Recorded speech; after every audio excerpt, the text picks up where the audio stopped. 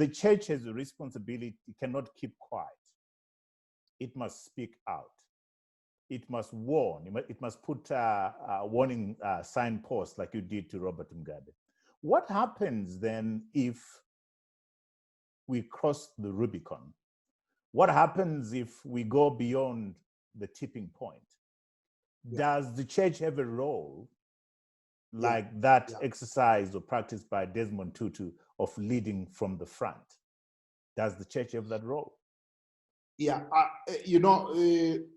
that's where this is the most difficult question for all the questions you have asked me. This is the most difficult question.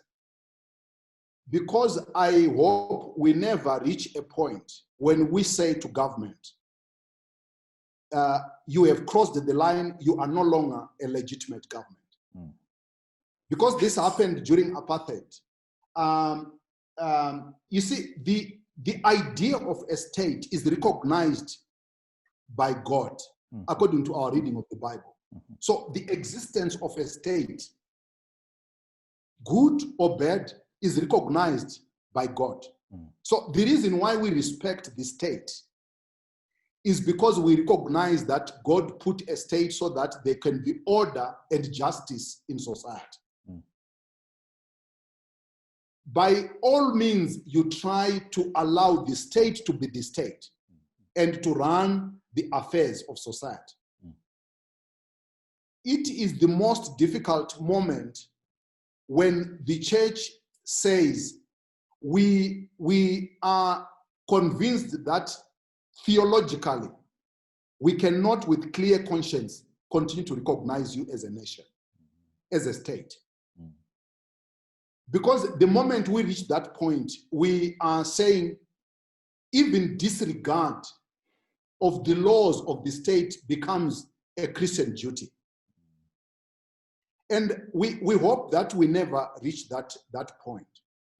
And I hope that the church is never going to be pushed to a point where it feels that the state is no longer taking its responsibility.